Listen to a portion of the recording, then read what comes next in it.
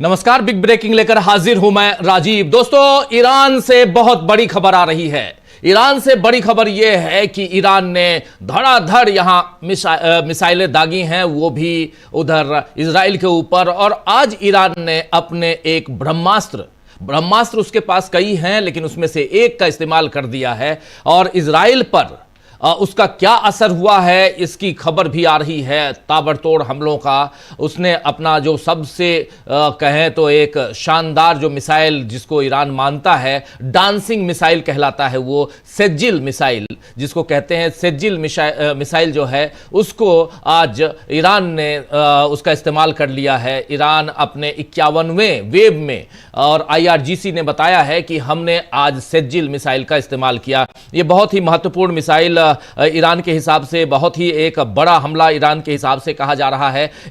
Iran के ऊपर Israel हमला कर रहा है, इसमें कोई दो राय नहीं है, लेकिन इजराइल जो है वो कैसे बैकफुट पे आ रहा है ये हम लोग लगातार दिखा रहे हैं। इस बीच इजराइल के प्रधानमंत्री का एक वीडियो सामने आया है। उस वीडियो में वो बता रहे हैं कि देखिए हमारे हाथ की 5 उंगलियां हैं, 10 नहीं, 6 नहीं है एक हाथ में। ये सब कुछ यहां बताते हुए वो नजर आए। तो और इस बीच उधर डोनाल्ड ट्रंप जो हैं वो कह रहे हैं कि नेटो कंट्रीज हमारी मदद करें। ये सारी चीजें हैं, सारी बातें ऐसी हैं जो सुबह सुबह आप तक पहुंचाना बहुत जरूरी है। और इन सब के अलावा 12 बजे से आप तो लाइव देखेंगे ही न्यूज रूम से और विस्तार से, बहुत महत्वपूर्ण बातें हम उसमें भी आपके सामने रखते हैं। लेकिन यहां पर सबसे बड़ी बात यही आ रही है कि आखिर यहां से कैसे ईरान जो है वो आगे बढ़ रहा है, डोनाल्ड ट्रंप पीछे हट रहे हैं, बैकफुट पे कैसे आ रहा है इजराइल, ये सारी बातें आ रही हैं सामने। इमैनुअल मैक्रो जो राष्ट्रपति हैं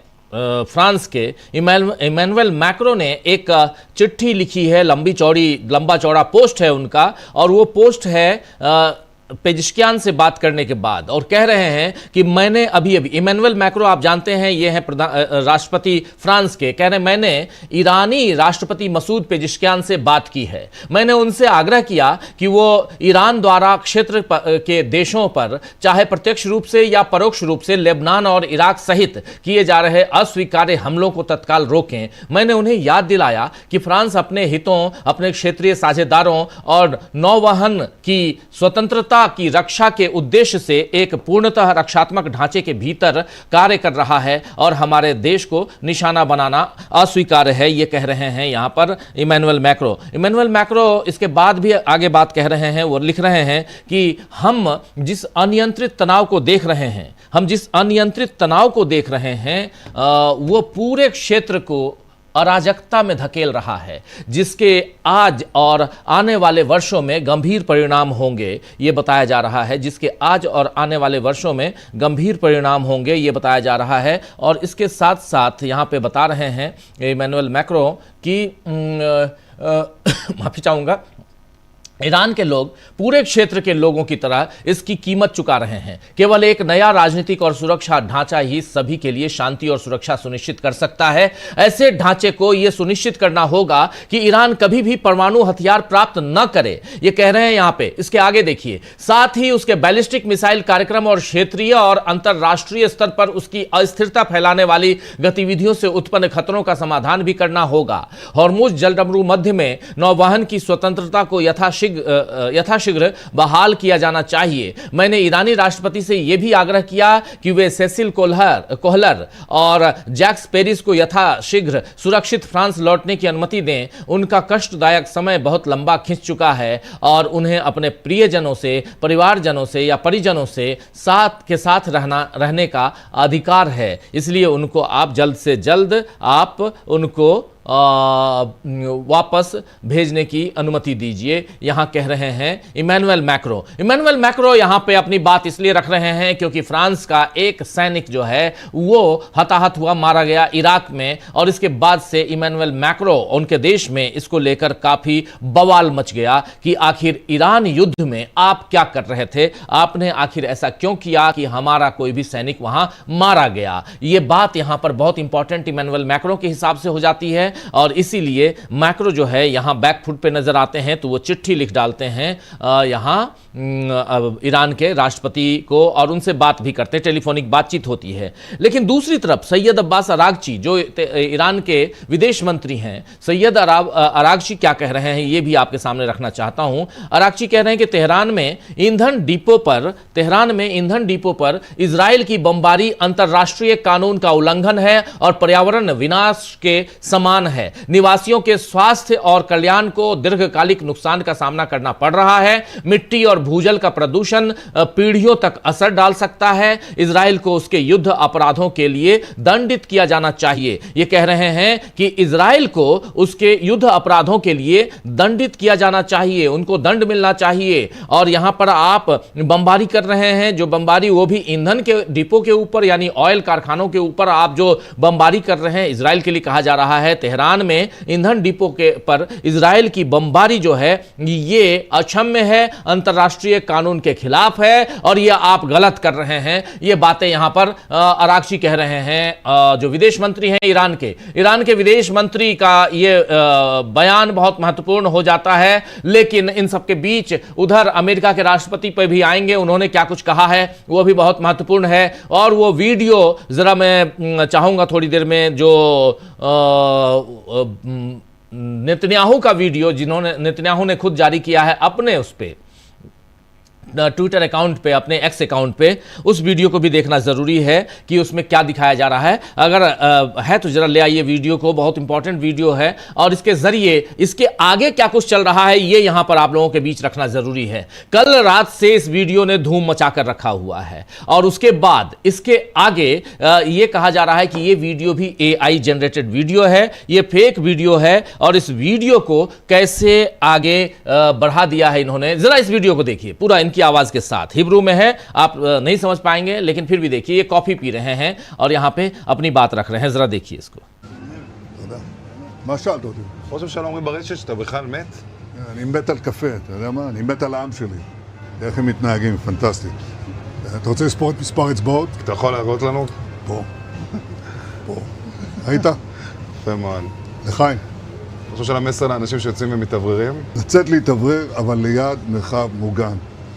והעמידה שלכם היא מדהימה, נותנת כוח לי, לממשלה, לצה"ל, למוסד. אנחנו עושים דברים שאני לא יכול לשתף ברגע זה, אבל עושים דברים מכים באיראן חזק מאוד, גם ביום הזה, גם בלבנון, ממשיכים. אתם אומרים לי להמשיך, אני אומר לכולכם, גם אתם תמשיכו.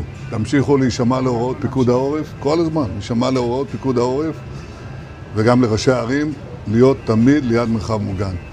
ואנחנו נקל ככל שהדבר ניתן. अगर इस वीडियो को आपने गौर से देखा हो, और इसमें एक्चुअली हिब्रू में कह रहे हैं कि जिन लोगों ने कहा था कि मैं मर चुका हूं उनके लिए मैं बता रहा हूं कि मैं जिंदा हूं और कॉफ़ी पी रहा हूं और मेरी जो उंगलियां हैं वो इस हाथ में जो बाएं हाथ दिखा रहे हैं उस हाथ में 5 उंगलियां हैं, 6 नहीं हैं, वो गलत दिखाया जा रहा था। ये बातें यहां बता रहे हैं। लेकिन लोगों का कहना है और दुनिया के तमाम कई रिलायबल सोर्सेज ने इसी ट्विटर अकाउंट पे, यानी अब जो एक्स हो चुका है उस पर कई लोगों ने ये कहा है कि ये भी फेक है, ये भी फेक है बताया जा रहा है। कितना सच है कितना गलत है नहीं जानता मैं, लेकिन इसको फेक कैसे बताया जा रहा है उसके भी कुछ वीडियो हैं, वो वीडियो भी आप तक हम पहुंचाना चाहेंगे और अलग अलग ढंग से। ज़रा ये देखिए यहाँ उंगलियां दिखा रहे हैं, लेकिन इसमें 2 बातें बताई जा रही हैं। पहले इस वीडियो को गौर से देखिए। इसमें पहली बात ये बताई जा रही है कि ये कॉफ़ी पी रहे हैं और कॉफ़ी पी रहे हैं इनके कॉफ़ी, अगर मैं कहूँगा अपनी टीम को कि इसको थोड़ा इनके कॉफ़ी वाले पार्ट को थोड़ा एक्सपोज कीजिए। अभी इन्होंने पी लिया, आप अगर जाते हैं कॉफ़ी शॉप में, उसमें एक सफ़ेद कलर में हार्ट बना हुआ जो रहता है, ये कॉफ़ी पीने के बाद वो बदलता नहीं है, वो इसी ढंग से है, ऊपर है। ये देखिए हार्ट बना हुआ है, यहाँ पर कुछ भी चेंज नहीं है। एक तो ये बात है। दूसरी बात, ये जब हाथ, ये मुट्ठी बांधे हुए हैं, मुट्ठी बांधे हुए अपनी जेब में आप हाथ बहुत मुश्किल से डाल पाते हैं, ये बहुत आसानी से डालते हैं मुट्ठी बांधे हुए। ये देखिए ज़रा इसको, और थोड़ा ये जो मुट्ठी बांध के जब हाथ ले आते हैं इसको भी दिखाइएगा। ये है और थोड़ा सा इसको यहाँ से शुरुआत होती है ये कॉफ़ी उठाया इन्होंने। कॉफ़ी में ये देखिए यहाँ पर ध्यान से अगर देख पा रहे होंगे तो यहाँ हार्ट दिल बनाया हुआ है यहाँ पे कॉफ़ी के ऊपर, जो सबसे ऊपर जो झाग है उस पे। और ये कॉफ़ी पीने के बाद वो हार्ट बिल्कुल वैसे के वैसे है। और उसके बाद आप देखिए 2-3 चीज़ें बहुत इंपॉर्टेंट वो देखना ज़रूरी है। और इसके बाद आगे क्या होता है वो भी देखिए कि कैसे जेब में हाथ रखते हैं। और उसके बाद ये जो सोशल मीडिया में चल रहा है दोस्तों, इसकी हम पुष्टि नहीं करते हैं। ये चूंकि ऑलरेडी नेतन्याहू के एक्स अकाउंट से है और वो हम आप तक ला रहे हैं। लेकिन एक और वीडियो आप तक लाना चाहता हूं, जिस वीडियो में बताया जा रहा है कि ये मास्क लगाए हुए हैं, एक्चुअली ये ओरिजिनल नेतन्याहू नहीं है। उस वीडियो को भी ला सकते हैं स्क्रीन पे और अब उसको ज़रा देखिए। हम उसकी न पुष्टि कर रहे हैं और इसकी पुष्टि इसलिए कर पा रहे हैं इस वीडियो की क्योंकि ये वीडियो नेतन्याहू के अकाउंट का है। बट दूसरे वीडियो जो हैं, ये देखिए, ये वीडियो चल रहा है, ये वीडियो चल रहा है और ये देखिए ये चल रहा है। अब कौन सही है कौन गलत है आई डोंट नो, मैं नहीं जानता। लेकिन एक सवाल यहां पैदा होता है कि आखिर क्यों कोई फेक वीडियो बनाएगा और फिर कैमरे के आगे उसको निकालेगा, उतारेगा। ये भी समझ में नहीं आता कि आखिर फेक वीडियो के बाद मास्क क्यों कोई उतार के दिखाएगा। लेकिन यहाँ पे ये मुखौटा मास्क लगाए हुए हैं या नहीं लगाए हुए हैं पता नहीं। ये अपनी उंगली दिखा रहे हैं कि देखिए दोनों हाथों में 5-5 उंगलियां, मेरे हाथों में भी 5-5 उंगलियां, टोटल 10 उंगलियां हैं। कई लोगों के किसी एक में थोड़ा सा 6 हो जाती हैं उंगलियां। तो ये बता रहे हैं कि जिन लोगों ने कहा था कि मैं मर चुका हूं, मैं मरा नहीं हूं, मैं जिंदा हूं और मेरे ये देखिए 10 उंगलियां हैं टोटल, यहाँ 12 उंगलियां नहीं हैं या 11 उंगलियां नहीं हैं। एक तो ये बात कह रहे हैं यहाँ पे ये नेतन्याहू। और दूसरा इसके बाद एक वीडियो बहुत ही तेजी से पूरी दुनिया के अलग अलग रिलायबल सोर्सेज हैं वो, जबकि जिनके कई लाखों में फॉलोअर्स हैं और वो मीडिया सोर्सेज से रिलेटेड हैं, लेकिन उन लोगों ने भी उस वीडियो को शेयर किया है जिसमें मास्क वाला, मुखौटा वाला, उसको भी एक बार ले आइए फिर से। मुखौटा वाला जो है ये देखिए यहाँ पर जैसे ये उतार के दिखा रहे हैं कि ये देखो, ये मैं अब बदल गया, यानी ये ओरिजिनल नहीं, ये डुप्लीकेट है, ये दिखाया जा रहा है। क्या सही क्या गलत ये नहीं पता क्योंकि युद्ध का समय है और ऐसे में बिन्यामिन नेतन्याहू जिंदा हैं कि नहीं हैं ये तो वहाँ के लोग जाने। लेकिन जो खबरें आ रही हैं, जो चीज़ें, जो वीडियो जो विजुअल्स तैर रहे हैं, उन विजुअल्स को हम आप तक पहुंचा रहे हैं और ये समझने की कोशिश हम कर रहे हैं कि आखिर चल क्या रहा है दुनिया में। और ये यहाँ पर जानना ज़रूरी इसलिए हो जाता है क्योंकि इसके ज़रिए कहीं ना कहीं आप समझ सकते हैं कि परिस्थितियाँ यहाँ बदलती हुई दिखाई देती हैं। परिस्थितियाँ इस ढंग से बदलती हुई दिखाई देती हैं क्योंकि यहाँ ये युद्ध का एरिया है पूरा का पूरा, चाहे वो इजराइल हो, चाहे वो ईरान हो, चाहे वो मिडिल ईस्ट हो, हर तरफ परिस्थितियाँ पल पल में बदल जा रही हैं। और ऐसे में ईरान जो है वो ताबड़तोड़ हमले कर रहा है। लेकिन इस बीच डोनाल्ड ट्रंप का एक बयान आया है। डोनाल्ड ट्रंप का बयान बहुत, और देखिए इस बीच देखिए हरमोज को लेकर अरागची ने दिया है बड़ा बयान। अरागची का बड़ा बयान आया है हरमोज को लेकर, अरागची का बड़ा बयान। ये बयान क्या है ये भी देख लेते हैं। हरमोज को लेकर, हरमोज जल डमरू मध्य को लेकर बड़ा बयान। हमने किसी के जहाज नहीं रोके हैं, अरागची का कहना है। हमने किसी के जहाज नहीं रोके हैं, ये अरागची का कहना है कि हमने किसी के जहाज नहीं रोके हैं। ये सैयद अरागची का कहना है। अब्बास अरागची, यूएस के हमले की वजह से वहां असुरक्षा है, यानी यूनाइटेड स्टेट्स की वजह से वहां असुरक्षा है। आइए जरा इनकी बाइट सुनते हैं, इनके बयान, इनकी जुबानी सुनते हैं। Syed Abbas Araghchi, doctor Syed Abbas Araghchi जो वहां के विदेश मंत्री हैं ईरान के, उनका बड़ा बयान, उनकी जुबानी सुनते हैं। पर्शियन में वो बोलते हैं, लेकिन उसके बाद हिंदी तर्जुमा आप तक हम रखेंगे, सुनिए जरा। We are open to countries who want to talk to us about the safe passage of their vessels. You are negotiating with France and Italy? Well, I cannot mention any country in particular, but we have been approached by a number of countries who wants to have a safe passage for their vessels, and this is up to our military to decide. And they have already decided to let a group of vessels belongs to different countries to pass in a safe and secure. So we provide them security to pass because we have not closed this strait. They are not coming themselves because.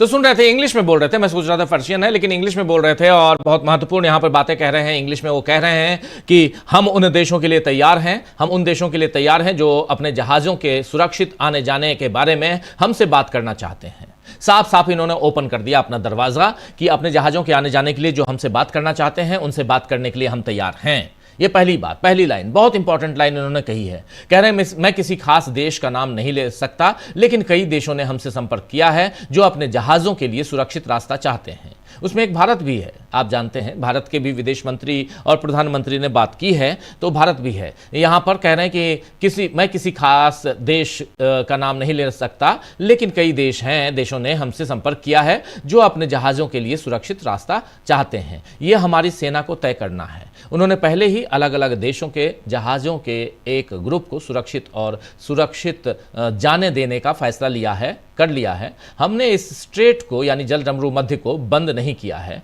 वे खुद नहीं आ रहे हैं क्योंकि US के हमले की वजह से वहां असुरक्षा है और यह कहा जा रहा है कि हम उसको बंद नहीं करना चाहते हैं लेकिन यूएस के हमले की वजह से वहां असुरक्षा है और इसलिए हम इसको बंद नहीं करना चाहते हैं। यह बात यहां कही जा रही है अरागची की तरफ से, सैयद अरागची की तरफ से। यह बयान बहुत बड़ा बयान यहां पर सैयद अरागची की तरफ से। यह बयान इंपॉर्टेंट इसलिए हो जाता है क्योंकि यहां से आगे की परिस्थितियां कुछ बदलती हुई नजर आती हैं और वैसे में सैयद अरागची कह रहे हैं कि चूंकि अमेरिका लगातार इसी जल डमरू मध्य पे यानी हॉर्मुज पे हमला कर रहा है। ये हॉर्मुज की एआई तस्वीरें आप देख रहे हैं और यहाँ पे साफ साफ आप देख रहे हैं कि यहाँ जो जहाज हैं जो आते हैं सामान को लेकर, मालवाहक जहाज जिसमें जो इंडिया के लिए भी आते हैं, दुनिया के 20% जो मालों का जो आना जाना होता है, आवाजाही होती है, इसी हॉर्मुज जल डमरू मध्य से होती है। और इसको लेकर जो बवाल मचा हुआ है उसमें सबसे बड़ा आरोप यहां पर ईरान का लगाना है। ईरान लगा रहा है कि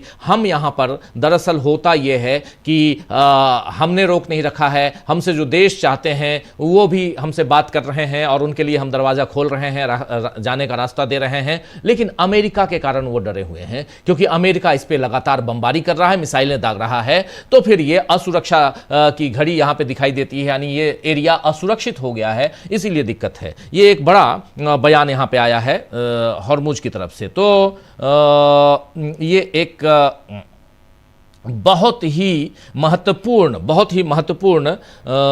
बातें यहां पर आ रही हैं ईरान की तरफ से। ऐसे और भी बहुत कुछ हैं जो बातें हम करेंगे आने वाले समय में। एक छोटा सा इस कार्यक्रम को लेकर आपके सामने आया हूं, इसके बाद 12 बजे से सीधे न्यूज रूम से आप लाइव देखेंगे पूरे 1 घंटे का। उसमें और भी विस्तार से बातें होंगी, बहुत विस्तार से बातें होंगी और खासकर इस युद्ध में जिस मिसाइल का यहां पर इस्तेमाल कर दिया है ईरान ने, उस मिसाइल के बारे में भी विस्तार से हम बताएंगे कि वो मिसाइल आखिर है क्या। और सेजिल मिसाइल, जिसको डांसिंग मिसाइल भी कहते हैं, ये डांसिंग मिसाइल ने कितना डांस कराया है, कितना नचाया है इजराइल को आज सुबह सुबह, ये भी हम देखेंगे। ये बहुत महत्वपूर्ण हो जाता है। और इन सब के बीच एक खबर बहुत इंपॉर्टेंट उधर से आ रही है यूरोप से कि स्विट्जरलैंड ने अमेरिका के जो जंगी जहाज हैं उनको अपने एरिया से उड़ने से मना कर दिया है। स्विट्जरलैंड ने साफ साफ कहा कि हमारे ऊपर से, हमारे एयर स्पेस से